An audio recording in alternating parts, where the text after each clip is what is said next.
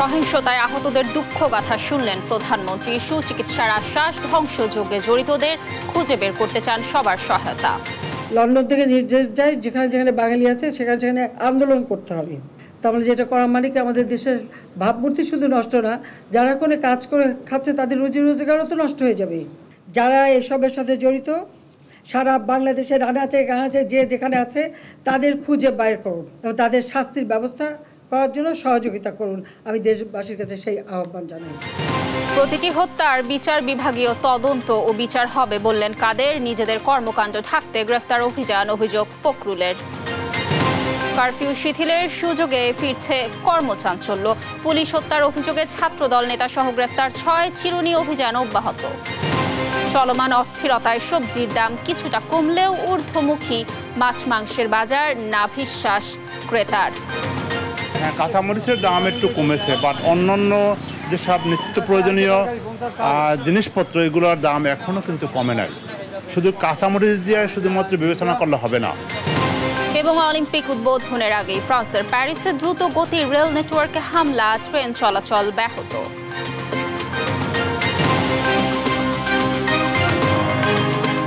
দর্শক, সংবাদ রাতে দেখছিলেন একেএস টিম টিভার সংবাদ শিরোনাম। পুরো সংবাদ জুড়ে আপনাদের সাথে থাকবো আমি কানিজ লাবণী। দর্শক, এবার চলে যাচ্ছে বিস্তারিত সংবাদে। কোটা সংস্কার আন্দোলনে সহিংসতায় আহতদের কষ্টের কথা শুনলেন প্রধানমন্ত্রী শেখ হাসিনা। বিকেলে ঢাকা মেডিকেল কলেজ হাসপাতালে আহতদের দেখতে গিয়ে তিনি প্রশ্ন রাখেন, সব দাবি মেনে নেওয়ার পরও কেন এই সহিংসতা? তিনি জানান, আহতদের চিকিৎসার দায়িত্ব নেবে সরকার, প্রয়োজনে করা হবে কর্মসংস্থানের ব্যবস্থাও। জয় যাদবের রিপোর্ট। কোটা আন্দোলনের নামে দেশ জুড়ে সাম্প্রতিক সহিংসতায় আহত হয়েছে কয়েক হাজার মানুষ। শুক্রবার বিকালে ঢাকা মেডিকেল কলেজ হাসপাতালে এসব আহত মানুষকে দেখতে ছুটে যান প্রধানমন্ত্রী শেখ হাসিনা। প্রতিটি ওয়ার্ড ঘুরে ঘুরে আহতদের খোঁজ নেন তিনি, কথা বলেন স্বজনদের সঙ্গেও। পরে আপ্লুত প্রধানমন্ত্রী বলেন, আন্দোলনের নামে যারা এমন বর্বরতা চালায় তাদের মধ্যে মনুষ্যত্ব নেই। আহতদের সুচিকিৎসার সব ব্যবস্থা করা হবে বলেও জানান তিনি। এইভাবে মানুষ আপনজন হারাবে, এইভাবে মৃত্যুর ছিল হবে, এটা আমি কখনো চাই না। কিন্তু আজকে বাংলাদেশে সেটাই করলো। এদের কোনো মনুষ্যত্ব বোধ নেই।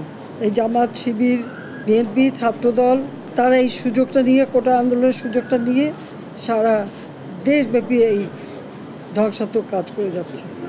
কতগুলি মানুষের জীবন চলে গেল, কতগুলি পরিবার তাদের ক্ষতি হলো। আমি এটুকু বলতে পারি যে আমরা চিকিৎসার জন্য যা যা প্রয়োজন সরকার করে যাচ্ছে এবং করবে। চিকিৎসা শেষে তাদেরকে অন্তত তাদের আয় রুজির ব্যবস্থা যাতে হয় সেটাও আমরা করব। এমন নাশকতাকে জঙ্গিদের সঙ্গে তুলনা করে প্রধানমন্ত্রী প্রশ্ন রাখেন, সব দাবি মেনে নেওয়ার পরও কেন সহিংসতা?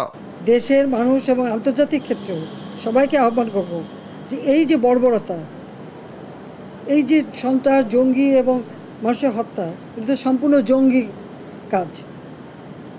এই এত হাত কাটা, রক কাটা, পা কাটা, আমাদের ছাত্রকে ছেলেদের খালি চট্টগ্রামে সেই 6 তলা থেকে ফেলে দেওয়া, তাদের রক কেটে দেওয়া, পড়ে যাওয়ার পরেও তাদের উপর হামলা, এ কোন ধরনের বর্বরতা? আমরা তো সব দাবি মেনেই নিয়েছি, তারপরে আবার কেন? সেটাই আমার প্রশ্ন।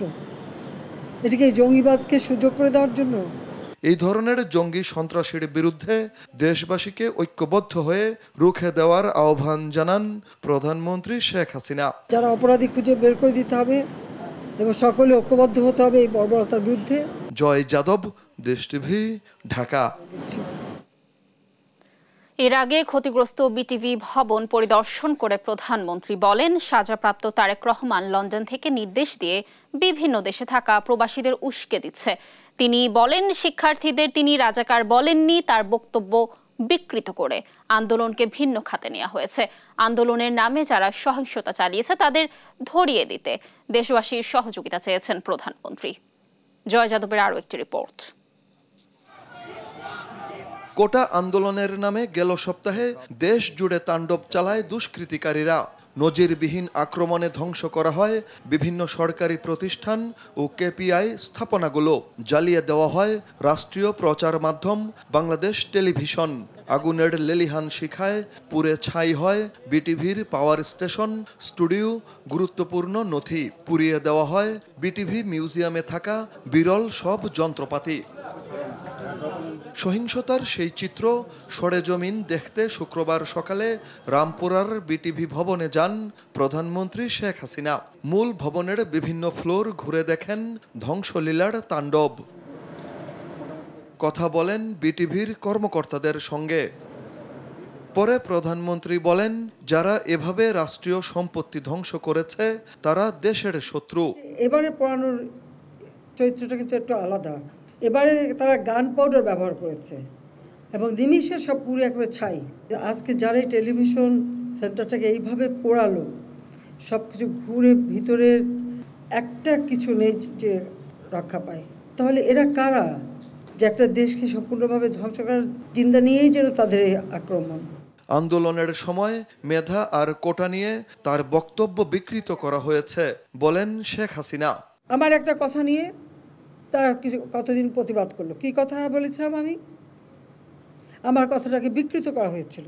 বিকেল 4টায় আমি প্রেস কনফারেন্স করি, কয়েক ঘন্টা চলে যায়, হঠাৎ রাত্রেবেলা বোধহয় 11টা 11:30 দিকে দেখলাম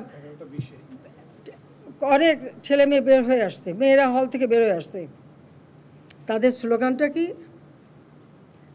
যে তারা রাজাকার, তুমি কে আমি কে, রাজাকার রাজাকার, তোমার বাবা আমার বাবা, রাজাকার রাজাকার। তার মানে তারা নিজেদেরকেই রাজাকার হিসেবে পরিচয় দিল। আমি তো তাদের রাজাকার বলিনি। সরকার প্রধান বলেন, ছাত্রদের দাবি মানার পরও প্রবাসীদের লন্ডন থেকে উস্কে দিচ্ছে এক সাজাপ্রাপ্ত আসামি। লন্ডন থেকে নির্দেশ যায় যেখানে যেখানে বাঙালি আছে সেখানে সেখানে আন্দোলন করতে হবে। আর এই আন্দোলন করতে যে তাদের অবস্থাটা কি? ইউএইতে তারা মিছিল করতে গেছে, 57 জনকে গ্রেপ্তার করেছে। হ্যাঁ, আমাকে গালি দিচ্ছে, দেশের বিরুদ্ধে তারা স্লোগান মিছিল। ওই দেশে আইন আছে, কেউ মিছিল করতে পারে না, কিন্তু তাদেরকে উস্কে দেওয়া হয়েছিল লন্ডন থেকেই যে মিছিল করতে হবে। তার মিছিল করতে যে শুধু নিজেদের চাকরি বাকরি রুজি রোজগার পথ যে হারালো তা না, আজকে যে বাঙালিরা ওখানে কাজ করে খায় তাদের মুখটা কোথায় থাকে? যারা ধ্বংসযজ্ঞ চালিয়েছে তাদের ধরতে দেশবাসীর সহযোগিতা চান প্রধানমন্ত্রী। যারা এসবের সাথে জড়িত সারা বাংলাদেশের আনাচে গানাচে যে যেখানে আছে তাদের খুঁজে বের করুন, তাদের খুঁজে বের করুন এবং তাদের শাস্তির ব্যবস্থা করার জন্য সহযোগিতা করুন। আমি দেশবাসীর কাছে সেই আহ্বান জানাই। শেখ হাসিনা বলেন, সকল অর্জনকে ধ্বংস করে আন্তর্জাতিক অঙ্গনে দেশের সম্মান নষ্ট করাই জামাত বিএনপির উদ্দেশ্য। তাদের অপপ্রচারে বিভ্রান্ত না হওয়ার আহ্বান জানান প্রধানমন্ত্রী। মিথ্যা অপপ্রচার চালিয়ে কাউকে যেন বিভ্রান্ত করতে না পারি। আসল সত্যটা জানুন। জয় যাদব, দেশ টিভি, ঢাকা। কোটা সংস্কার আন্দোলনে সহিংসতায় প্রতিটি হত্যাকাণ্ডের বিচার বিভাগীয় তদন্ত ও বিচার হবে, জানিয়েছেন আওয়ামী লীগের সাধারণ সম্পাদক ও সেতুমন্ত্রী ওবায়দুল কাদের। তিনি বলেন, যারা সহিংসতা করেছে তাদের বিরুদ্ধে আইনি ব্যবস্থা নেওয়া হবে। আন্দোলনের নামে শিক্ষার্থীদের হত্যা করে সরকারের উপর দায় চাপানো হয়েছে বলে দাবি করেন তিনি। নুপুর মাহমুদের রিপোর্ট। শুক্রবার ধানমন্ডিতে আওয়ামী লীগের সভাপতির রাজনৈতিক কার্যালয়ে সংবাদ সম্মেলনে দলের সাধারণ সম্পাদক বলেন, শিক্ষার্থীদের সকল দাবি মেনে নিয়ে প্রজ্ঞাপন জারি করা হয়েছে। আন্দোলনের নামে শিক্ষার্থীদের হত্যা করে সরকারের উপর দায় চাপানো হচ্ছে বলেও দাবি করেন ওবায়দুল কাদের। শিক্ষার্থীদের আন্দোলনে ছাত্রদল, শিবির, উগ্র জঙ্গি গোষ্ঠী, তাদের সুইসাইড স্কোয়াড অনুপ্রবেশ করে ঢাকা সহ সারা দেশে ৭১-এ পাকিস্তানি কায়দায় তাণ্ডব চালিয়েছে। আন্দোলনের নামে শিক্ষার্থীদের হত্যা করে সরকারের উপর দায় চাপাতে হয়েছে। জানান নিজ দলের কয়েক হাজার নেতাকর্মী ও আইন শৃঙ্খলা রক্ষাকারী বাহিনীর উপর ন্যাক্কারজনক হামলা হয়েছে। বলেন কোটা সংস্কার আন্দোলনে সহিংসতায় প্রতিটি হত্যার বিচার বিভাগীয় তদন্ত ও বিচার হবে। আইন শৃঙ্খলা বাহিনী তদন্তে যখন স্পষ্ট উঠেছে বিএনপি জামাতের ষড়যন্ত্র, নৈরাজ্য, নাশকতার তথ্য পাওয়া যাচ্ছে, নির্দেশদাতা অর্থদাতাদের পরিচয়, মির্জা ফখরুল থলের বিড়াল বের হতে শুরু করেছে। আওয়ামী লীগের সাধারণ সম্পাদক বলেন ৭১, ৭৫ আর ২০২৪ সালের খুনিরা একই সূত্রে গাঁথা। বিভিন্ন জায়গায় আজকে আমরা যে খবর ঠিক ৭১-এর কায়দা। নূপুর মাহমুদ, দেশ টিভি, ঢাকা। পররাষ্ট্রমন্ত্রী ডক্টর হাসান মাহমুদ বলেছেন, আদালতের রায়ের মাধ্যমে কোটা ইস্যুর সুরাহা হওয়ার পরও এমন প্রশ্ন দেখা দিয়েছে কারা এ আন্দোলনকে সহিংসতার দিকে নিয়ে গেছে। তিনি দাবি করেন, লন্ডন থেকে তারেক রহমানের নির্দেশে ঢাকায় নিযুক্ত বিভিন্ন রাষ্ট্রদূতের ফেসবুক পেজ হ্যাক করা হয়েছে। সকালে ঢাকায় এক অনুষ্ঠানে তিনি সাংবাদিকদের এ কথা বলেন। আমি রাষ্ট্রদূতদের নিয়ে এই ধ্বংসযজ্ঞ দেখানোর জন্য তাদের নিয়ে গিয়েছিলাম। ইটালিয়ান রাষ্ট্রদূতের কথা বলা হয়েছে, তিনি নিজে বলেছেন ইটস এ শেম। তার আইডি হ্যাক করে বিভিন্ন রাষ্ট্রদূতের আইডি হ্যাক করে, বিদেশিদের আইডি হ্যাক করে সেখান থেকে উল্টাপাল্টা পোস্ট দেওয়া হয়েছে। ইটালিয়ান রাষ্ট্রদূতের আইডিও হ্যাক করা হয়েছে। আজকে রাষ্ট্র আক্রান্ত এবং এই রাষ্ট্রের উপর হামলা তারেক রহমানের নির্দেশে হয়েছে। সরকার নিজেদের কর্মকাণ্ড ও ব্যর্থতা আড়াল করতে বিরোধী নেতাকর্মী এবং সাধারণ মানুষকে নির্বিচারে গ্রেফতার করেছে বলে অভিযোগ করেছেন বিএনপি মহাসচিব মির্জা ফখরুল ইসলাম আলমগীর। শুক্রবার গণমাধ্যমে পাঠানো এক প্রেস বিজ্ঞপ্তিতে এ কথা বলেন তিনি বলেন, নেতাকর্মীদের গুম করে রেখে নির্যাতন চালিয়ে ৪-৫ দিন পর আদালতে তোলা হচ্ছে, যা আইন ও মানবাধিকার লঙ্ঘন। ছাত্র জনতার ন্যায় সংগত আন্দোলনকে দমন করতে সেনাবাহিনীকে ব্যবহার গ্রহণযোগ্য নয় দাবি করে অবিলম্বে কারফিউ তুলে নেয়ারও আহ্বান জানান ফখরুল। বিবৃতিতে চলমান আন্দোলনের সহিংসতায় দেশের কতজন মানুষকে হত্যা ও পঙ্গু করা হয়েছে তার পরিসংখ্যান দেশের মানুষ জানতে চায় বলে দাবি করা হয়। রাষ্ট্রের টাকায় কেনা হেলিকপ্টার দিয়ে মানুষ হত্যার জবাব একদিন জনগণ কড়ায় গণ্ডায় আদায় করে নেবে বলেও দাবি করেন মির্জা ফখরুল।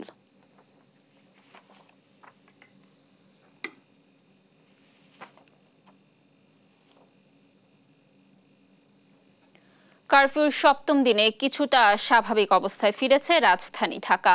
কারফিউ শিথিলের সুযোগে খুলেছে অনেক দোকানপাট। গণপরিবহন কম হলেও সাধারণ মানুষের চলাচলে ভাটা পড়েনি। নগরীতে সরব ছিল আইন শৃঙ্খলা রক্ষাকারী বাহিনী। শাহাদাত নিশাদের রিপোর্ট। শুক্রবারের রাজধানী কারফিউরও ৬ষ্ঠ দিন। সড়কের চিত্র দেখে বোঝার উপায় নেই কদিন আগেও এই রাজধানী ছিল অস্থিরতায়। সকাল ৮টা থেকে বিকেল ৫টা পর্যন্ত কারফিউ শিথিলের সুযোগে এদিন রাজধানীতে নেমেছে গণপরিবহন। একই সাথে ঢাকা থেকে ছেড়েছে দূরপাল্লার বাসও।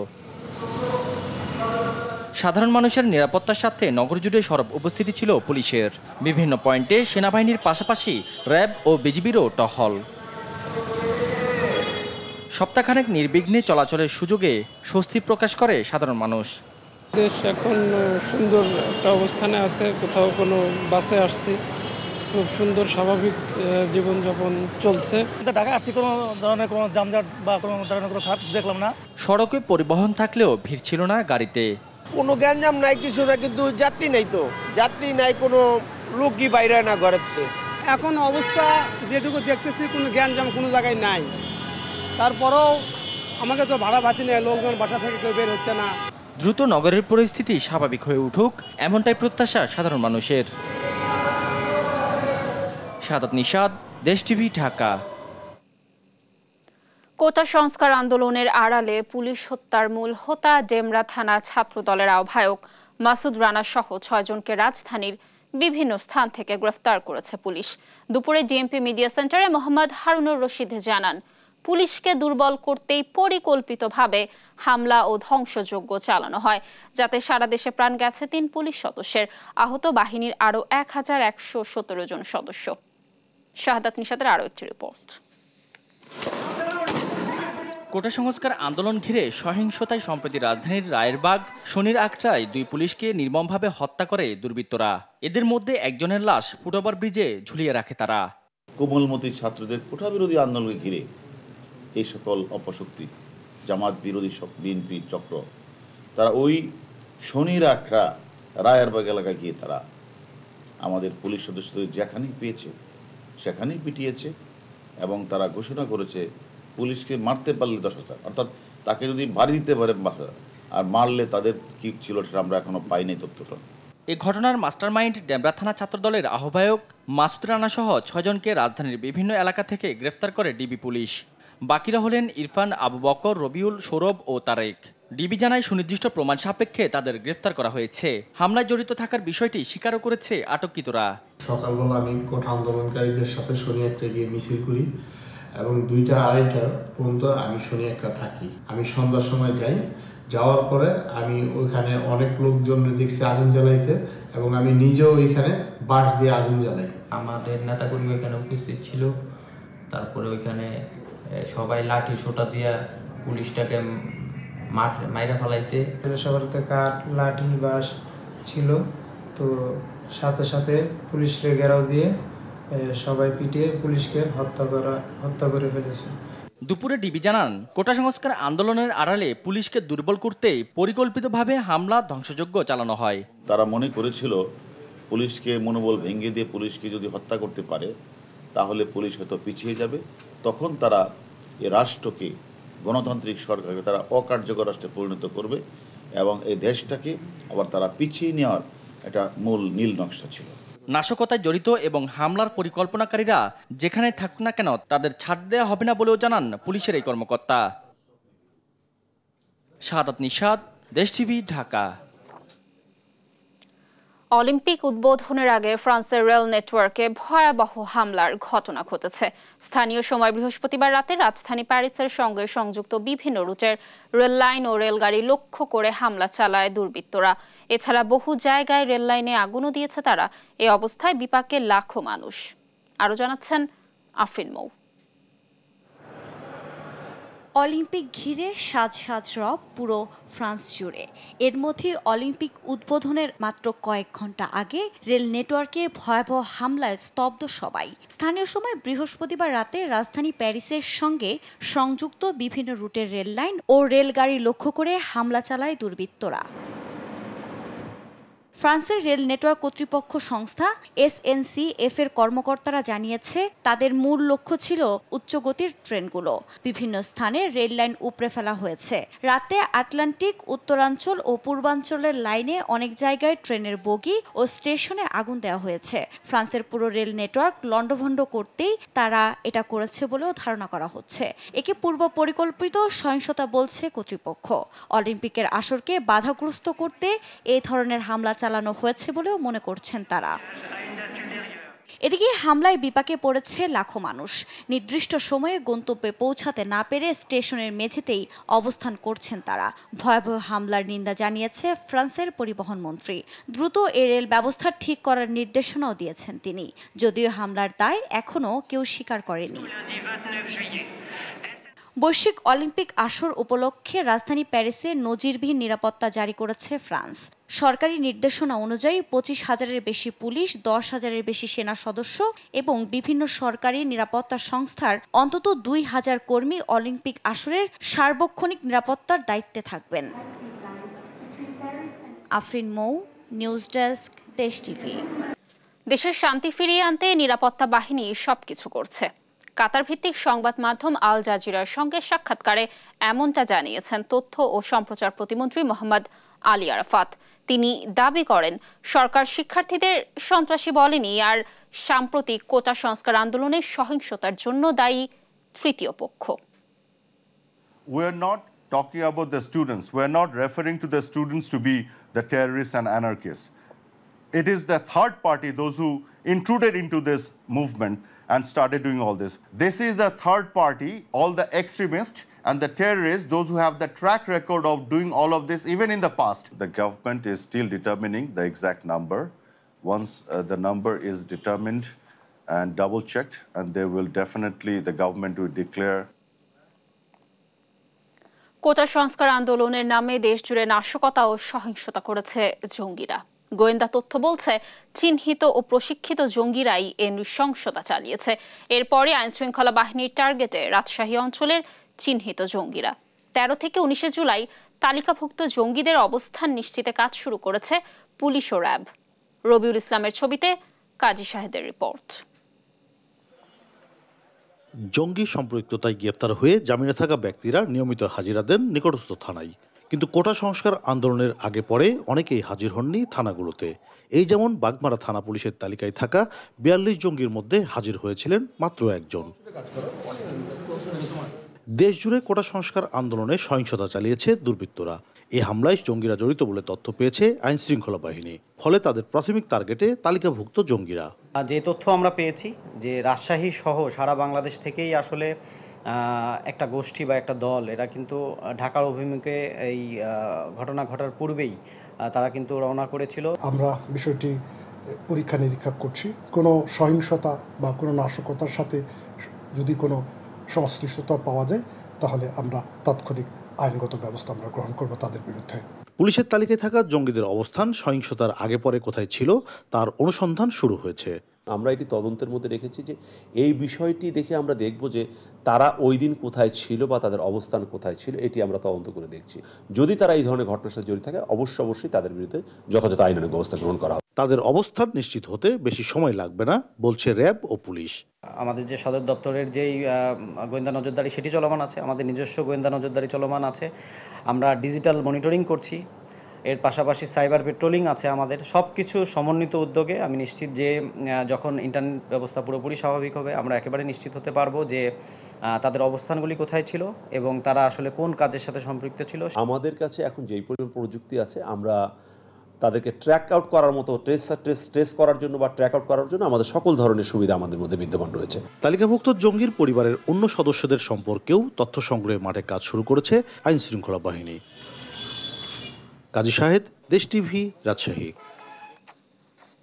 রাজধানীর বাজারে কমতে শুরু করেছে সব ধরনের সবজি সহ নিত্যপণ্যের দাম। বিক্রেতারা বলছেন স্বাভাবিক হতে চলেছে পণ্যের সরবরাহ ব্যবস্থা, তবে দাম নিম্নমুখী হলেও ক্রেতা উপস্থিতি এখনো কম বাজারগুলোতে।